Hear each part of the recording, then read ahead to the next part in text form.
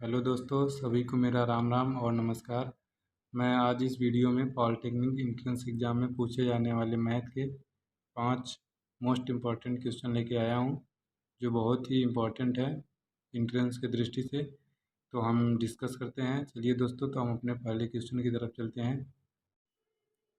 Hello दोस्तों, तो चलिए हम अपने पहले क्वेश्चन की तरफ आते हैं। पहला क्वेश्चन हमारा द्विघात समीकरण से है, जिसमें द्विघात समीकरण का जैसे द्विघात समीकरण इसलिए कहा जाता है कि उसमें जो द्विघात समीकरण की घात होती है वो 2 होती है। तो 2 घात होती है, इसलिए उसके 2 मूल होते हैं। तो इसमें एक मूल दिया है अल्फा बराबर 4 प्लस कर्डिन 7/2 और दूसरा मूल दिया है 4 माइनस कर्डिन 7/2। ठीक है, और हमसे द्विघात समीकरण पूछ रहा है। द्विघात समीकरण मतलब दोनों मूलों को मिलाकर द्विघात समीकरण बनाइए। तो द्विघात समीकरण का बनाने का सूत्र ये होता है एक्स स्क्वायर माइनस एक्स मूलों का योगफल प्लस मूलों का गुणनफल बराबर 0। ये फार्मूला होता है। तो इसमें हमें क्या क्या चाहिए? ये एक्स क्या होता है? वेरिएबल होता है, ये चर होता है। इसमें मतलब इसी का एक्स का मान ही ये दोनों हैं। ये इसका वैल्यू हमें नहीं ज्ञात करना है, केवल ये वैल्यू हमें अल्फ़ा प्लस बीटा और अल्फ़ा इंटू बीटा का ज्ञात करना है। ज्ञात करके इसमें रख देना है, द्विघात समीकरण ज्ञात हो जाएगा। अल्फ़ा प्लस बीटा बराबर क्या होगा? 4 प्लस कर्डिन 7/2, ये अल्फ़ा का मान हो गया। बीटा का मान है 4 माइनस कर्डिन 7/2। हर सेम है दोनों का, दोनों जुड़ जाएंगे। 4 प्लस कर्डिन 7 प्लस 4 माइनस कर्डिन 7/2। कर्डिन 7 से कैंसिल, 4 4 8, यानी इसका आंसर आ जाएगा 4। ठीक है, हम अल्फ़ा इंटू बीटा निकालेंगे। अल्फ़ा इंटू बीटा के लिए हमारा अल्फ़ा का मान क्या है? 4 प्लस कर्डिन 7/2, ये अल्फ़ा हो गया। 4 माइनस कर्डिन 7/2 बीटा हो गया।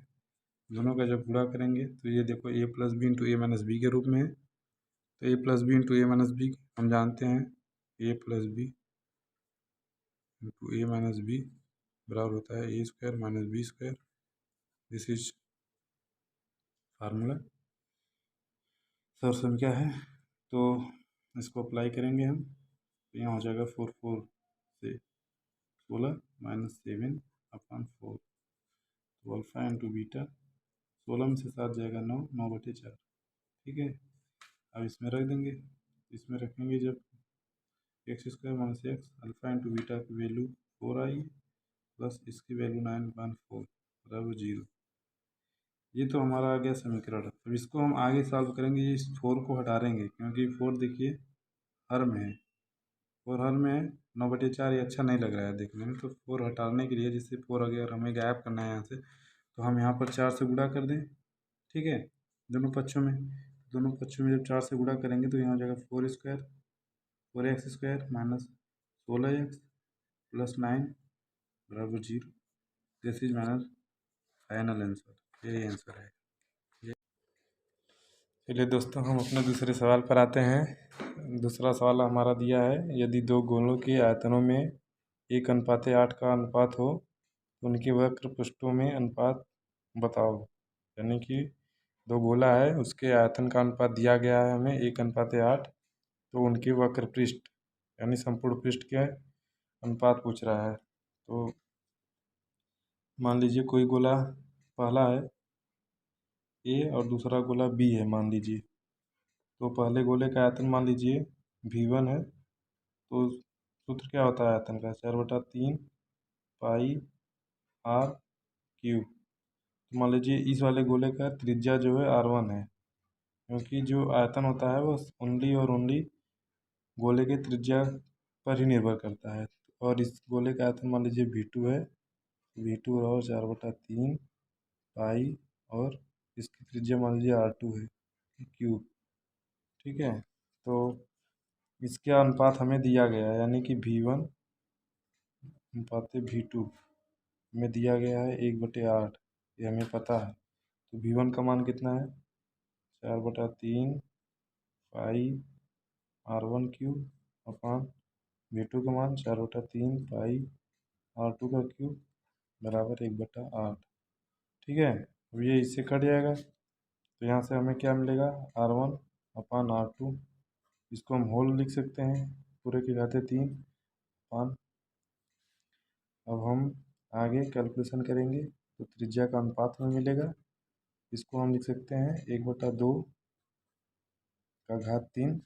अब जैसे एक फार्मूला होता है घातांक में, अगर मान लीजिए a के पावर m बराबर b के पावर m है, तो यदि घात सेम है तो a बराबर b हो जाए।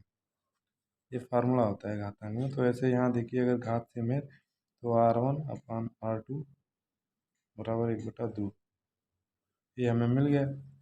अब हमसे क्या पूछ रहा है, दोनों गोलों के वक्र पृष्ठों का अनुपात। तो पहले गोले का वक्र पृष्ठ मान लीजिए S1 सरफेस S1, सूत्र क्या होता है 4πR1², दूसरे का S2 4πR2 का स्क्वायर। अब इसका अनुपात पूछ रहा है S1/S2 बराबर 4πR1 का स्क्वायर हो जाएगा अपान 4πR2 का स्क्वायर। एक एक दूसरे से कट जाएंगे, कैंसिल हो जाएंगे। हमें क्या मिलेगा R1/R2 का स्क्वायर। तो R1/R2 का मान हमें यहाँ से ज्ञात है 1/2 का स्क्वायर, तो यानी 1/4 आएगा। तो फाइनली आंसर हमें मिलेगा S1/S2 बराबर 1/4। This is my answer, final answer 1/4।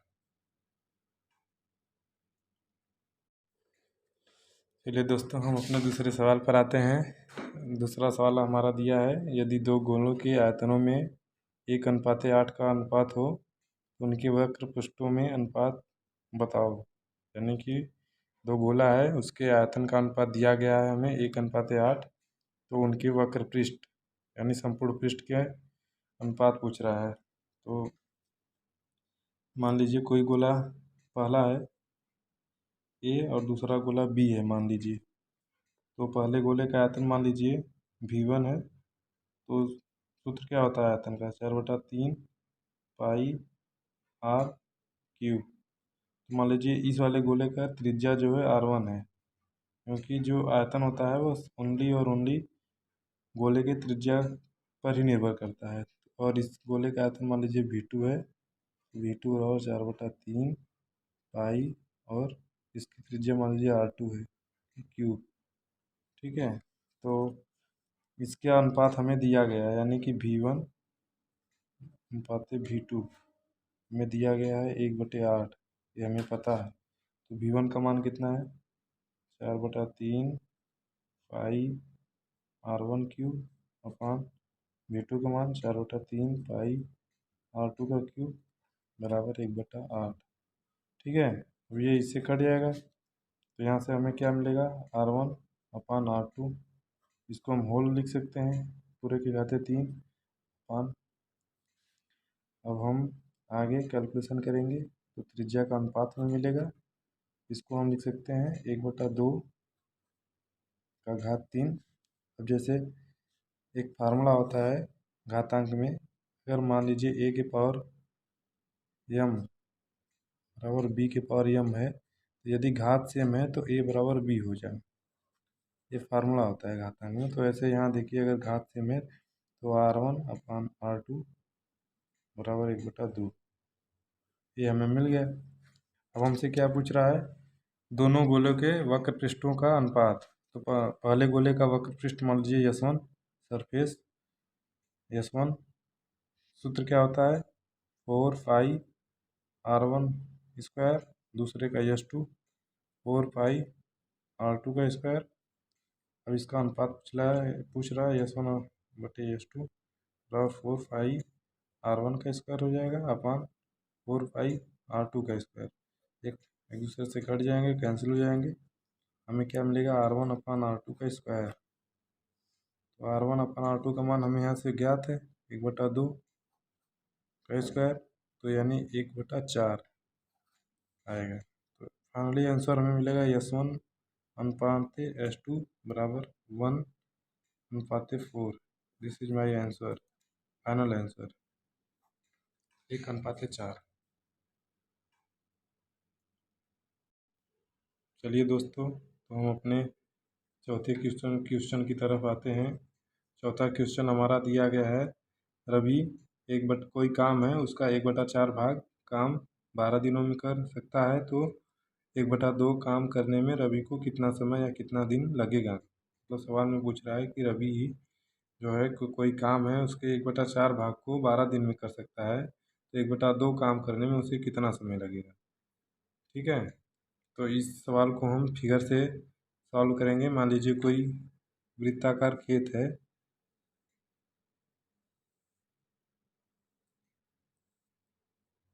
मान लीजिए कोई वृत्ताकार खेत है, ठीक है। अब इसको हम 4 भाग में बांट देते हैं। मान लीजिए ये आधा हो गया, ठीक है। ये चारों भाग सेम है, ठीक है। ये भी 1/4 है, ये भी 1/4 भाग है, ये भी 1/4वां भाग है, एक भी 1/4 भाग है। ये भी टोटल जो ये देख रहे हैं 1/4 भाग है, ये भी 1/4 भाग है, ये भी 1/4 भाग है, ये भी 1/4 भाग है। ये आपस में बराबर है। तो जो रवि है ये ये इतना काम करने में रवि जो 12 दिन लगा रहा है, ठीक है। तो अगला जब ये वाला काम इतना करना होगा तो रवि इसमें भी 12 दिन लेगा, ठीक है। इसमें भी 12 दिन लेगा, इसमें भी 12 दिन, यानी रवि को पूरा काम करने में कितने दिन लगेंगे? 12 × 24 48 दिन लगेंगे, ठीक है। रवि को टोटल काम करने में 48 दिन लगेंगे। तो क्या पूछ रहा है हमें? आधा काम करने में। आधा काम करने में यानी कि इतना काम करने में, ओनली इतना काम करने में, ठीक है। इतना काम करने में रवि को कितना दिन लगेगा? इतना काम, इतना काम करने में रवि को कितना दिन लगेगा? नीचे वाला नहीं है जो मैंने सेट किया है, ये वाला काम रवि को करने में कितना दिन लगेगा? हम जानते हैं पूरा काम करने में रवि को कितना दिन लगा? 48 दिन। तो आधा काम करने में ये 12 दिन इतना लगा है, 12 दिन ये यानी कि 24 दिन लगेगा। सिंपल है, बस। चलिए चलिए दोस्तों, तो हम अपने 5वें क्वेश्चन की तरफ आते हैं। देखिए ये क्वेश्चन बहुत ही इम्पोर्टेंट है, ये डिप्लोमा एंट्रेंस में कई बार पूछा गया है। ऐसा क्वेश्चन एज ये भी क्वेश्चन कई बार रिपीट हुआ है, तो इसको अच्छे से हम चलिए आपको बताते हैं। इसमें दिया है sin x plus sine square x बराबर 1 दिया है, और हमें पूछ रहा है cos square plus cos power 4x का मान पूछ रहा है, ठीक है। इसमें हम क्या करेंगे? जैसे सबसे पहले हम लिखेंगे sin x plus sine square x बराबर 1। हम इसी समीकरण की सहायता से इसका मान निकालेंगे, cos square x plus cos की पावर 4x का। तो चलिए हम क्या करते हैं, देखिए sin x, इसको हम उधर उधर पक्षांतर कर देते हैं इस साइन स्क्वायर एक्स को, तो क्या आ जाएगा 1 माइनस साइन स्क्वायर एक्स। तो हम इसको क्या लिख सकते हैं? इसको हम लिख सकते हैं साइन एक्स, इसको लिख सकते हैं कॉस स्क्वायर एक्स, क्योंकि हम जानते हैं sine square x plus cos square x बराबर 1 होता है। तो यहाँ से हम कॉस स्क्वायर एक्स बराबर लिख सकते हैं 1 माइनस साइन स्क्वायर एक्स, तो उसकी जगह पे हम कॉस स्क्वायर एक्स लिख सकते हैं। तो हम दोनों पक्षों का स्क्वायर कर देंगे, दोनों पक्षों का स्क्वायर करेंगे तो हमें मिलेगा साइन स्क्वायर एक्स बराबर कॉस की पावर 4x, ठीक है। अब हम इसको क्या कर सकते हैं? और हमने यहाँ स्क्वायर क्यों किया? क्योंकि हमें यहाँ पर कास की पावर 4x चाहिए। तो हम पहले इस सवाल को कास की पावर 4x बनाने के लिए हम दोनों पक्षों का वर्ग करेंगे, क्योंकि हमें कास की पावर 4x तक जाना है, ठीक है। अगर 8 घात तक पूछा होता तो हम इसको 8 घात तक ले जाते फिर स्क्वायर करते, लेकिन ये 4 तक ही पूछा है, 4 तक हम जाएंगे। इसके आगे हम इसको पुनः इस सूत्र की सहायता से यहाँ से साइन स्क्वायर एक्स बराबर 1 माइनस कॉस स्क्वायर एक्स लिख के ऐसे लिख सकते हैं, बराबर कॉस और 4x, ठीक है। तो हम इसको उधर पक्षांतर कर दें, हो जाएगा cos square x plus cos और 4x बराबर 1, यानी हमें वैल्यू मिल गई cos square x plus cos और 4x बराबर 1। चलिए दोस्तों, ठीक है, धन्यवाद। जितने भी क्वेश्चन मैंने बताया, 5 क्वेश्चन मैंने आज बताया इस वीडियो में, ये क्वेश्चन बहुत ही इम्पोर्टेंट है। ऐसे ही क्वेश्चन पॉलिटेक्निक एंट्रेंस एग्जाम में पूछे जाते हैं, और कहीं से बाहर इससे ज़्यादा नहीं आता है। ऐसे ही स्तर इसी स्तर का रहता है, 10वीं के स्तर का ही रहता है, इंटर का स्तर नहीं रहता है इसमें, ठीक है। ये ज़्यादा हार्ड नहीं है, आप सवाल का रिवाइज करेंगे तो ये आराम से हो जाएगा। चलिए हम फिर अगले नेक्स्ट वीडियो में भी 5 क्वेश्चन लेकर आएंगे जो बार बार पूछे जाते हैं, या इसी टाइप के सवाल लेकर आएंगे, आपको बताएंगे, ठीक है। हम आपको बेहतर से बेहतर समझाने का प्रयास करेंगे, और अगर कोई भी डाउट रहे मैथ में या फिजिक्स में, तो आप कमेंट और पूछ सकते हैं हम लोगों से चैनल पर विजिट करके। ठीक है दोस्तों, धन्यवाद, थैंक यू।